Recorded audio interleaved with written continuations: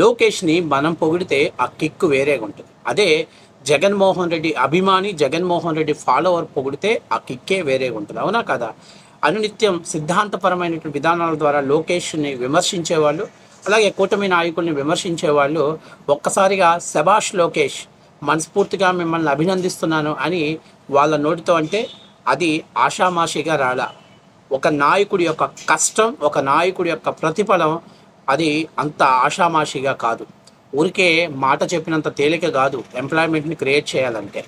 ఒకసారి రాష్ట్రం సర్వనాశనం అయ్యి ఏదైతే ఇన్వెస్టర్ల దృష్టిలో చెడ్డ పేరు వచ్చినప్పటికీ కూడాను అలుపెరగని పోరాటంతో, ఆత్మవిశ్వాసంతో అడుగులు ముందుకు వేస్తూ ఆంధ్రప్రదేశ్లోకి కంపెనీలు ఎవ్వోలు కుదుర్చుకోవడానికి పోటాపోటీగా రావటాన్ని, వాళ్ళకి కావలసినటువంటి మౌలిక వసతులు వాళ్ళని మెప్పించి నొప్పించకుండా ఆంధ్ర రాష్ట్రంలో పెట్టుబడులు పెట్టాలంటే అంత ఆషామాషి వ్యవహారం కాదు. సో తాజాగా ఇప్పుడు నేను మీకు ఒక వీడియో చెప్తా, ఆ వీడియో తర్వాత ఎక్స్ప్లెనేషన్ చెప్తా. ఈ వీడియో చూస్తే ప్రతి ఒక్కడు కూడా నిజంగా చెప్తున్నా గూస్ బంప్స్ వస్తాయి.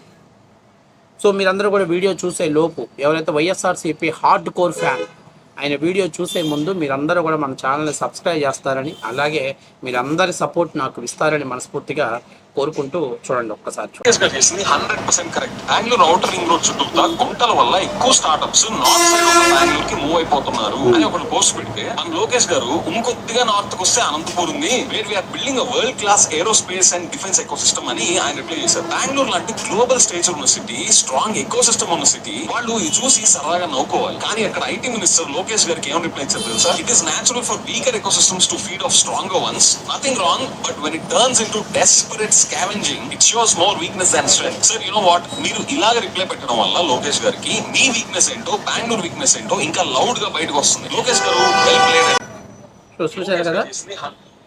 చూసారు కదా ఆంధ్ర ఫోర్కాస్టర్ విజయ్ కేసర్ రెడ్డి. ఇక్కడ విజయ్ కేసర్ రెడ్డి ఊరికే పొగిడాడంటే అదేమంత ఆషామాషి వ్యవహారం కాదు. దాని వెనకాల ఎందుకంటే శత్రువు శాత శభాష్ అనిపించుకోవాలంటే అదేమన్నంత పెద్ద ఆషామాషి వ్యవహారం కాదు. మీ అన్నట్టు ఎన్నికల ముందు 20 లక్షల ఉపాధి అవకాశాలను కల్పిస్తానని లోకేష్ గారు చెప్పారు. ఆయన పట్టుబట్టి మళ్ళీ విద్యా మరియు ఐటీ శాఖ మంత్రిగా తీసుకున్నారు. ఆయన తీసుకున్న తర్వాత ఆయన ఎన్ఆర్ఐస్ తోటి, ఆంధ్రప్రదేశ్లో ఉన్నటువంటి ఐఏఎస్ విభాగాలతోటి, అలాగే కొంతమంది మేధావులతో కలిపి ఒక టీంని ఏర్పాటు చేశాడు. ఆ టీంను ముఖ్య ఉద్దేశం ఏంటంటే ఆ టీం మొత్తం డివైడ్ అయిపోయింది. ఒక సెక్టర్ ఒకరు చూస్తారు. ఏంటి, ఒక కంపెనీ, ఆ కంపెనీ భారత్లో పెట్టుబడి పెట్టాలనుకుంటుంది. ఆ కంపెనీ క్యాపబిలిటీ ఏంటి, ఆ కంపెనీ స్టామినా ఎంత, ఆ కంపెనీ పర్ఫార్మెన్స్ ఏంటి, ఆ కంపెనీ పెట్టబోయేటువంటి కంపెనీ అంటే ప్రొడక్ట్స్ని భవిష్యత్తులో దాని డిమాండ్ ఎలా ఉంటుంది, అలాగే ఆ కంపెనీ యొక్క క్యారెక్టర్ ఏంటి అనేటువంటిది అన్నీ కూడా ఒక రిపోర్ట్ తయారు చేస్తారు. వీళ్ళన్నీ దాని మీద లోతుగా డిస్కషన్ చేసి దాని మీద ఉన్నటువంటి ఎంక్వైరీస్ చేసి తయారైన తర్వాత అందులో పాస్ అయినటువంటి అన్ని కంపెనీలు ఆ లిస్ట్ని తయారు చేస్తారు.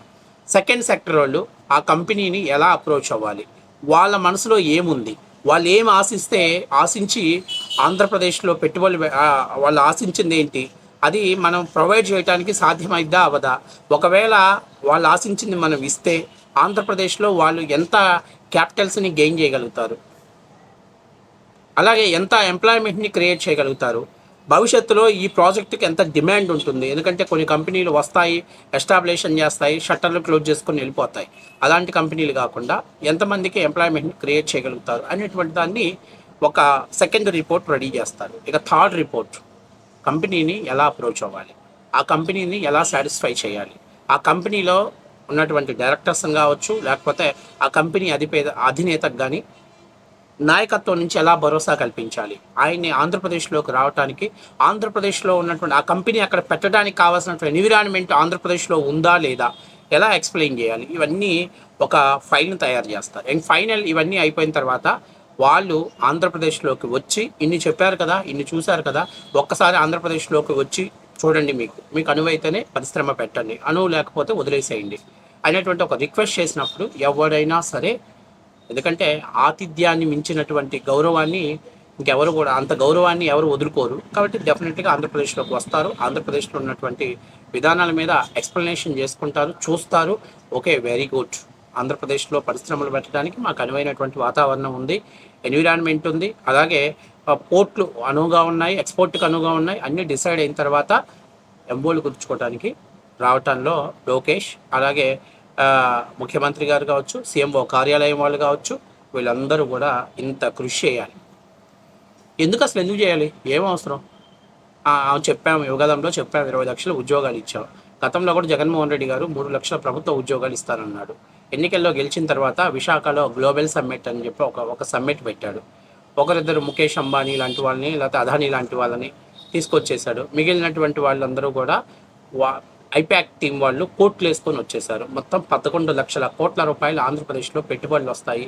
ఊరు పేరు లేని కంపెనీల మీద 100 కోట్లు 1000 కోట్లు అనౌన్స్మెంట్ చేశారు. ఏమైంది?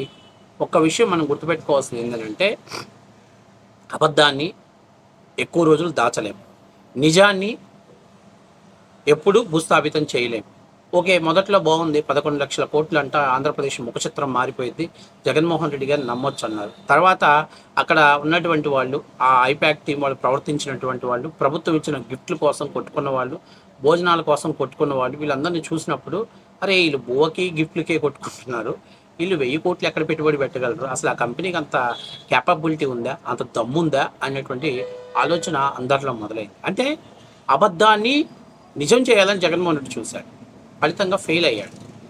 ఆయన ఫెయిల్ అవడంతో పాటు ఐటీ మినిస్టర్ ఫెయిల్ అయిపోయాడు. ఐటీ మినిస్టర్ భారతదేశంలోనే అత్యంత వరస్ట్ ఐటీ మినిస్టర్గా ఆయన పేరు తెచ్చుకున్నాడు. వరస్ట్ ముఖ్యమంత్రిగా జగన్మోహన్ రెడ్డి, అలాగే పార్టీ వైఎస్ఆర్సీపీ పార్టీ తెచ్చుకున్నాడు. వీళ్ళు మాట్లాడతారు ఎక్కడ కంపెనీ వచ్చింది, ఎక్కడో కంపెనీ, ఇవన్నీ కాదు. యువత ఉద్యోగ ఉపాధి అవకాశాలు ఎట్లా కల్పించగలిగారు అనేటువంటిది ప్రజలు బేరూజు వేసుకుంటారు. ఎంప్లాయ్మెంట్ రేటును బేరూజు వేసుకుంటారు. ఊరికే కంపెనీలు వచ్చాయని కాగితాల మీద మీరు చెప్తే కాదు. తర్వాత ముఖ్యమైన విషయం ఏంటంటే 2014 నుంచి 19 వరకు కియా పరిశ్రమ ఆంధ్రప్రదేశ్లోకి వస్తే దాని అనుబంధ సంస్థలు కర్ణాటక వెళ్ళిపోయాయి. కానీ ఈరోజు కర్ణాటకలో డిఫెన్స్ సిస్టమ్ కావచ్చు, లేకపోతే ఎయిర్ ఫోర్స్ సిస్టమ్ కావచ్చు, లేకపోతే అడ్వాన్స్ క్వాంటమ్ వ్యాలీ కావచ్చు, ఆంధ్రప్రదేశ్లోకి రావటానికి లోకేష్ అండ్ లోకేష్ టీం చాలా గట్టిగా కసరత్తు చేస్తుంది. It's very clear. అందుకే కర్ణాటకని లోకేష్ని టార్గెట్ చేసింది. అమ్మో ఈ లోకేష్ని వదిలిపెట్టకూడదు, ఈ లోకేష్ మామూలుగా లేడు.